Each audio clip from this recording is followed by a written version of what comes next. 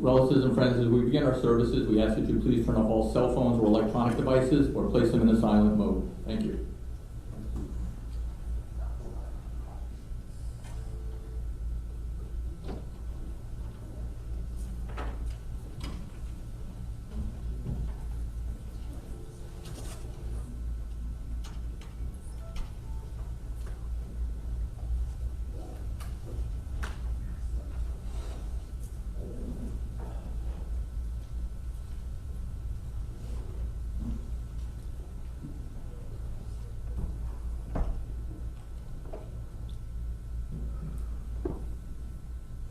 Eshet Chayil Miimsa, a woman of valor who can find, for her worth is far greater than rubies.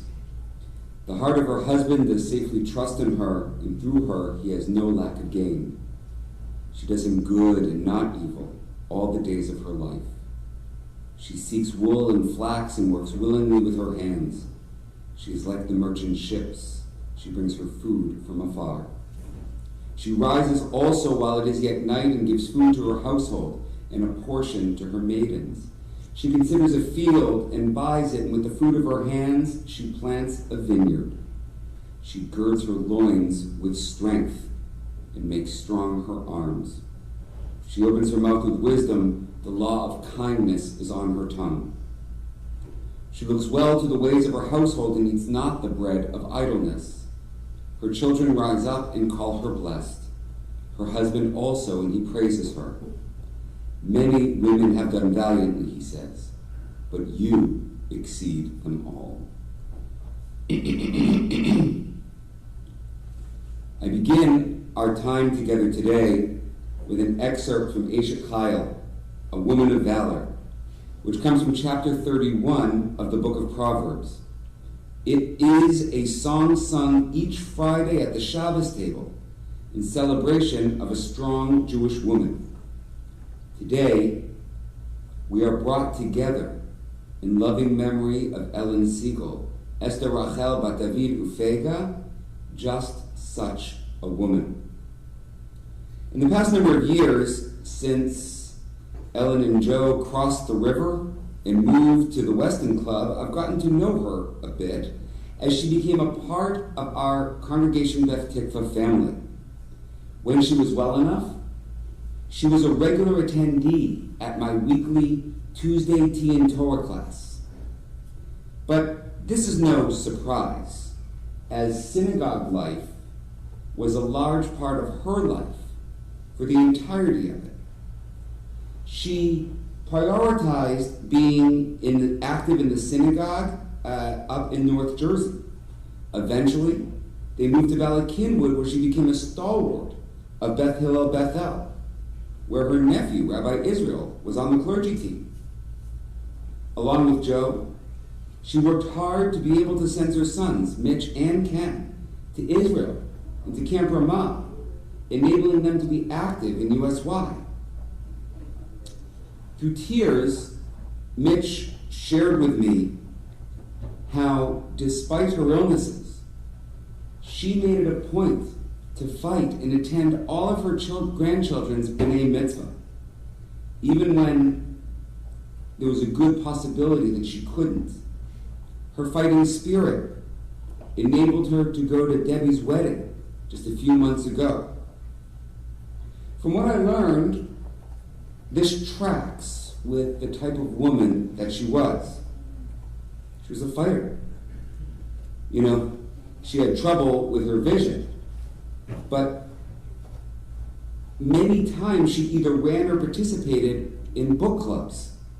She ran the book club at Beth Hillel Bethel, relying on books on tape and participating in the one at the Weston Club.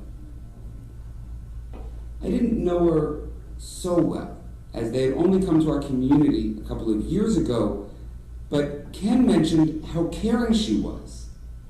He recounted a story about her acknowledging how difficult the transition to the Weston Club was for her, so she made it a point to be especially welcoming and gracious to new neighbors, welcoming them into her home and introducing them to her friends.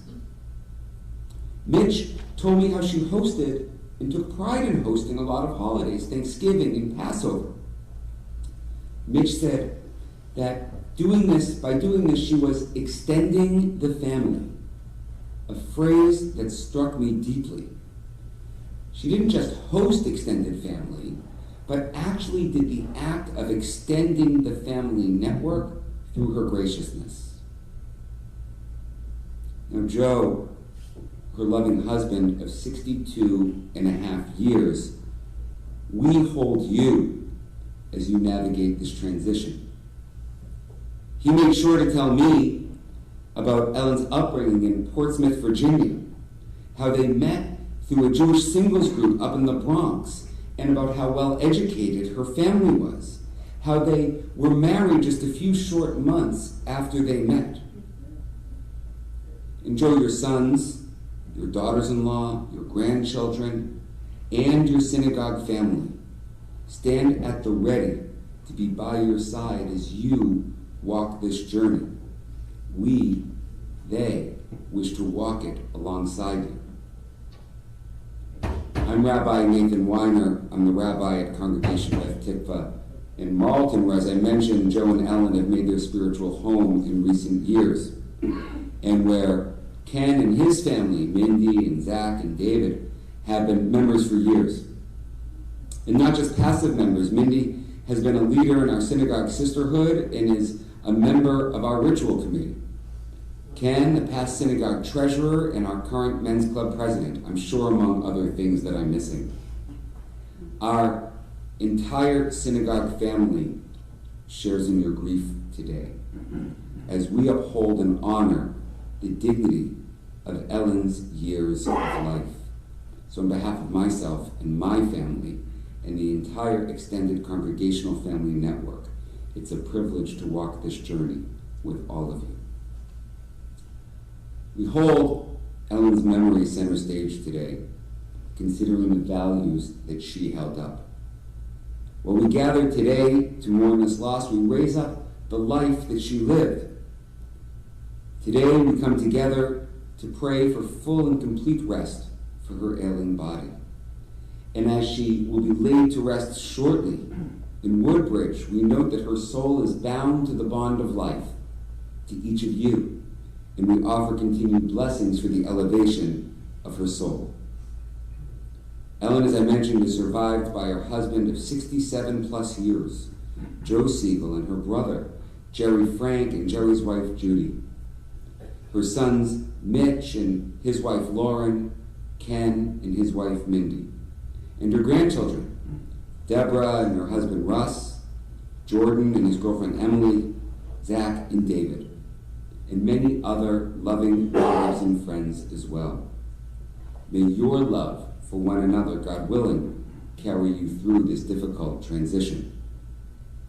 It's customary at moments of loss and grief and suffering to recite Tehillim, to recite Psalms. I'm going to recite Psalm 23, a psalm universal across the Abrahamic faith traditions and a psalm that speaks specifically to this moment. I'll read it first in Hebrew, followed by the English.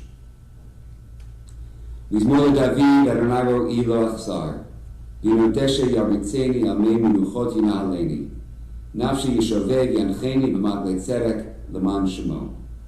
Gam ki elech b'gates amavet lo irara, ki ata imadi. Shiftecha u'mishantecha hema yenachamuni.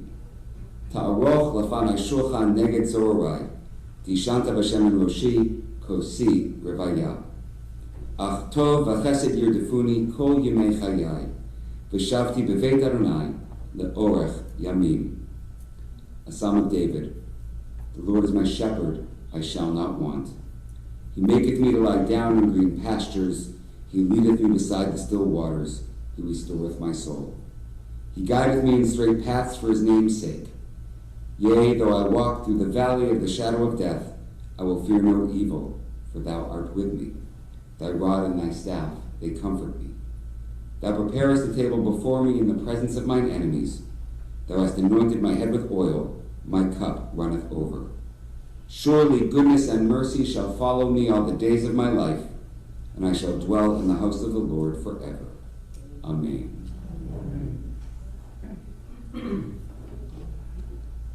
It's customary to hear words of loving dedication from members of the family.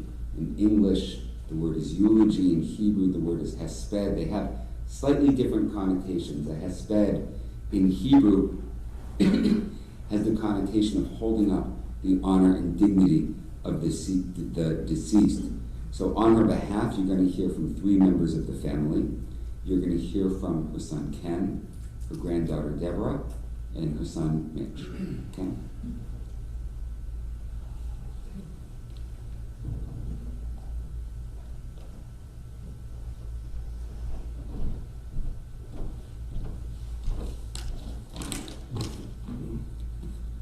I think I shared too much with the rabbi because he stole some of my material, but thank you all for coming today.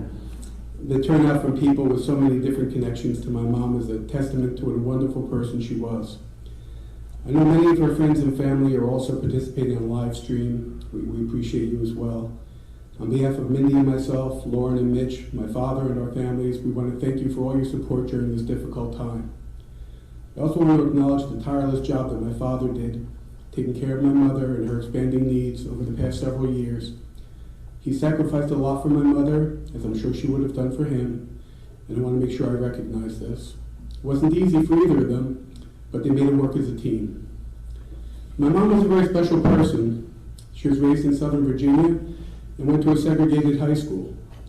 My grandparents had help in their home as they worked long hours in their corner grocery store. Mary Jones was a wonderful African-American woman who became a big part of my mother's life, and no visit to my grandparents was complete without a visit to Mary Jones. My mother was inclusive and accepting way before it became hip and trendy. This is how we were raised. Her connection to Judaism was a very strong one as well, and she imparted that as well on my brother and I as we both become leaders in our own synagogues. She was raised in Gami Chesed Synagogue in Portsmouth, Virginia. She was confirmed there. She was active in B'nai B'rith youth programs. And after getting married and moving to Persephone, she looked for a synagogue of her own and found her home at the Lake Hiawatha Jewish Center, where she made many friends and was a beloved president of the Synagogue Sisterhood. I have been talking and texting with many of our lifelong friends from Lake Hiawatha Jewish Center this week. Many had stories about how they met my mother Many still spoke with her on a very regular basis. This became the hub of both her religious and social lives. At some point, my mother decided to become a Hebrew school teacher. She took some classes at the Midrashah Institute in North Jersey, but rather than teaching her own shul, she took a position in neighboring Montville at Pine Brook Jewish Center. There she honed her skills as an educator. She told me later that she could have handled some situations better than she did in her first few years, but she stayed with it, continued to take classes at the Midrashah, and was expected to become the next principal when she agreed to relocate to Ballackinwood for a career opportunity for my father. That move was difficult for my mother because she was leaving behind so many close friends and a synagogue that she loved. But very quickly, she and my father joined Beth Hillel in Wynwood and made a number of close friends that again became lifelong friends of theirs. Once again, my mother took a position teaching Hebrew school, first at Mainline Reform, shortly thereafter at Har Zion, where she remained for many, many years.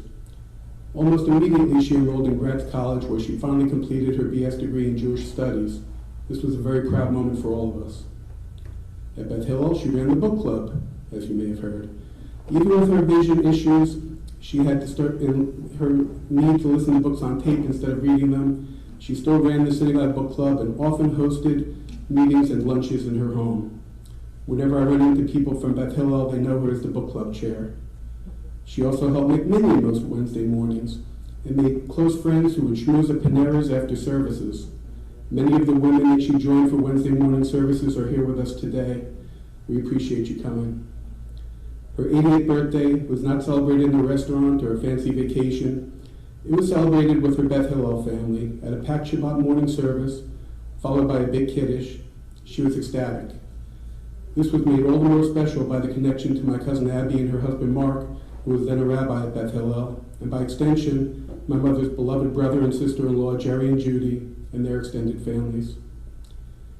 When she moved to South Jersey a few years ago, she joined the book club at her apartment complex and was, from what I've been told by the activities director, very engaging and insightful. She was a regular participant via Zoom for Friday night services with their apartment complex, where they connected with other Jews in their new community. Even when she was in a rehabilitation facility over the past few years, we would connect her to services on her iPad, and they were always thrilled to see her. This final move also brought her to yet another synagogue, my second home, Congregation Beth Tikva.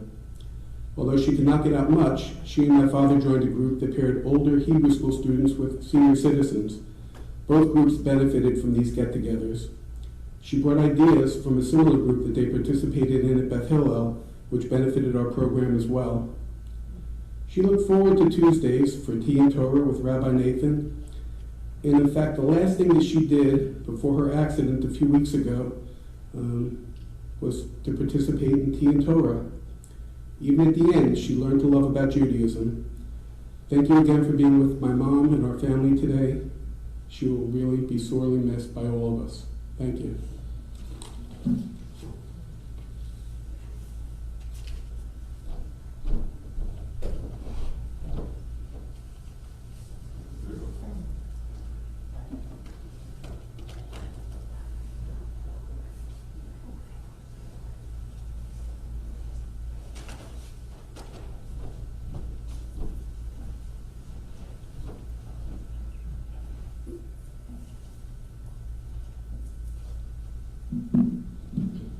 Thank you all for coming today. I'm here to share a bit about our sweet and beloved Ellen Ray, who is not only my grandmother but also my friend.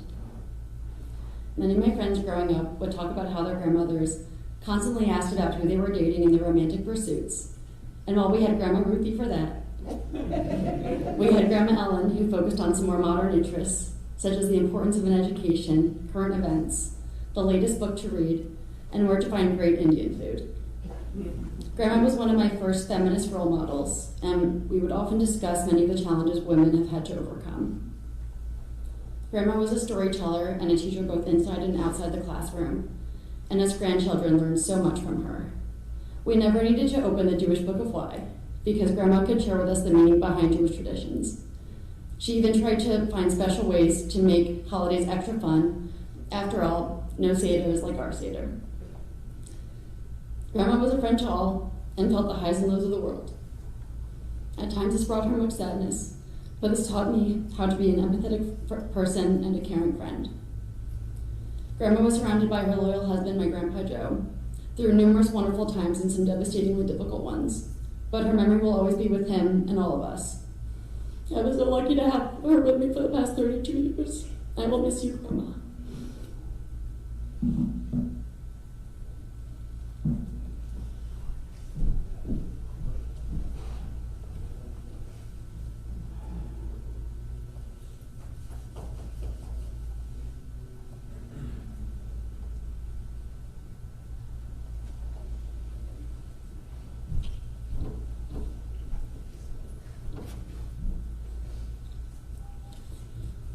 So I don't know what I was thinking when I agreed to follow my brother and my daughter, but here it goes. My mom was so fortunate to experience so much in her 87 plus years. Although she had her struggles medically, she attended the B'nai Mitzvahs of all her grandchildren, their graduations, and even Deborah and Russ's wedding last December. We are so grateful for her doctors. My dad, who was her primary caregiver over many years, and for Ken and Mindy for taking care of my mom and dad after they moved into their apartment 2 years ago. I can't thank my wife Lauren enough for assuring that my mom's medical directive was carried out and making sure that mom didn't suffer. As the rabbi mentioned, my mom was a fighter. We didn't think she'd attend my son Jordan's bar mitzvah 17 years ago, but she persevered. Her oncologist hugged my mom and referred to her as his miracle patient. As Ken mentioned, Mom grew up in Southern Virginia, surrounded by a large family who loved being together and for whom holidays, especially Jewish holidays, were a big deal. Her parents were a bit old school and encouraged my mom to leave college after 3 years once they realized she could work as a lab technician. But my mom really wanted that bachelor's degree, and when she was around 58, she finally received a degree in Jewish studies from Gratz College.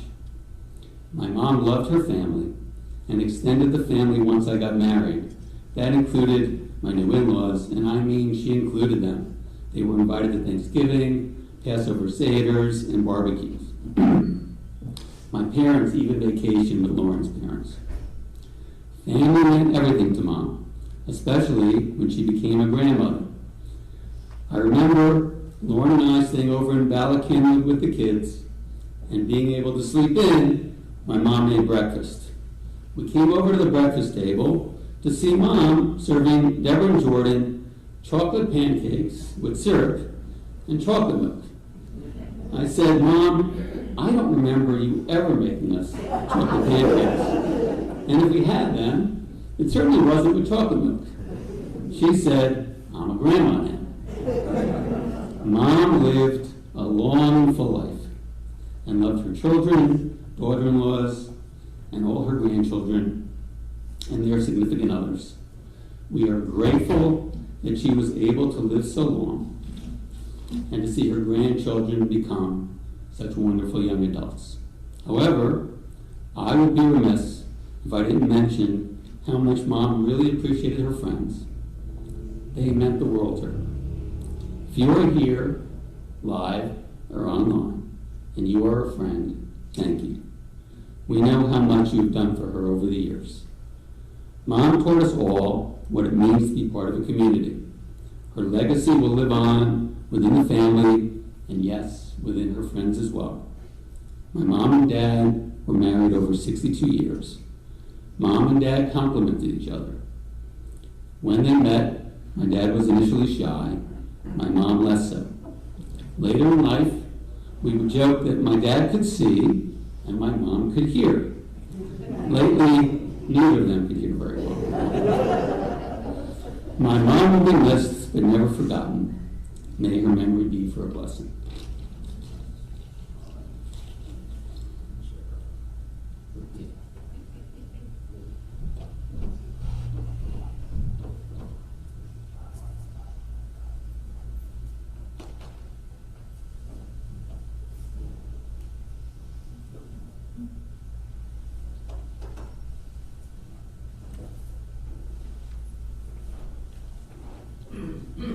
It's with these thoughts, memories, and dedications in mind that we move excuse me, to the central prayer of a Jewish memorial service, El Malei Rachamim, which asks that Ellen's soul be granted true rest on the wings of God's divine presence. I'm going to ask you to rise. I'll read it in English, followed by the chanting in the Hebrew.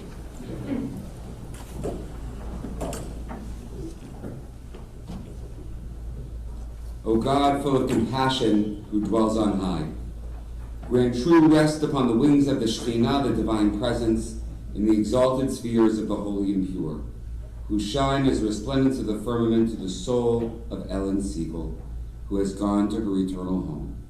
For charity has been donated in remembrance of her soul. May her place of rest be in Gan Eden. Therefore, may the All-Merciful One shelter her with the cover of God's wings forever, and bind her soul in the bond of life. Adonai is her heritage. May she rest in her resting place in peace. And let us say, Amen. El Malei Rachamim, Shochen Bamromim, Hamitzeh Menucha Nechona, Al Kanfei HaShechina, B'malot Kedoshim Utehorim, Kezohar Harakia Mazhirim, Et Nishmat Esther Rachel Bat David Ufega, Shehalcha Le'olama, Ba'avor Shenadvu Tzadaka Ba'ad Hazkarat Nishmata, B'gan Eden Tehe Menuchata, Lachen Bal Harachamim Yasti Reha B'Seter Kenafav Le'olamim. Bitzror, Bitzror, Hachayim et Nishmata, Adonai hu Nachalata, V'tanuach al Mishkava b'Shalom, V'nomar, Amen. Please be seated.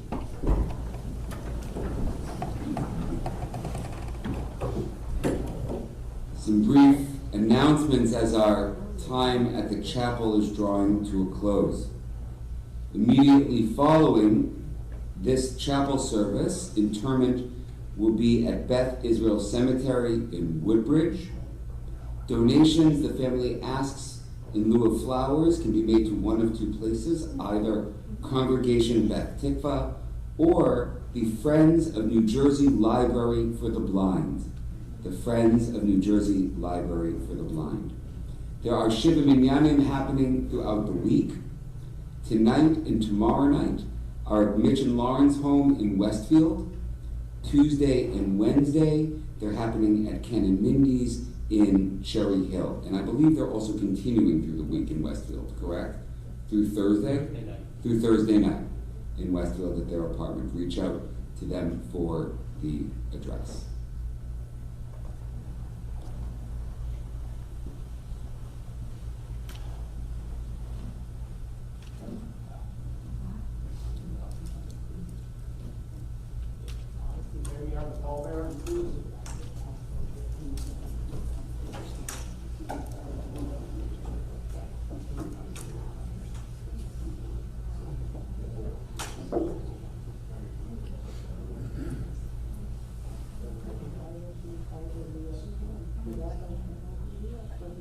I'll ask if you would all rise once more, please.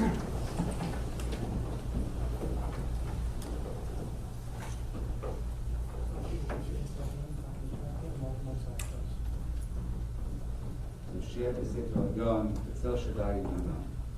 Amar L'Adam Achsim Etzulati Elohai Tachto. Hu Yetzilcha Mipach Hapush Miderach Hapot. Ve'afarto Yesach Lach Tachat Kenafat Tachseh Tzina V'Zocher Amito. Lo Tira Mipachad Laila Mechetz Ye'uf Yomah. Midera Ve'ofa Yahaloch Miketev Yeshut Zoharayim. Mipol Mitzilcha Elech U'Urva Miminacha Elecha Lo Yigash. Rak Vayinecha Tabit V'Shivmat Sha'im Tir'eh. V'yata Anay Machzir Yom Shem V'Nonacha. Dot V'nei Elecha Ra V'Nei V'Yikvar V'Ohalacha.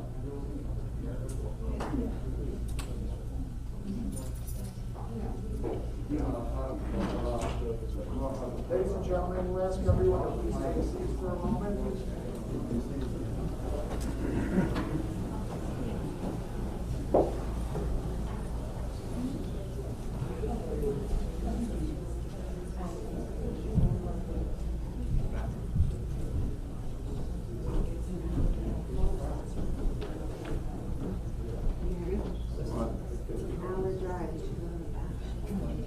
This concludes our service here at the chapel, folks. Thank you very much for joining us here today.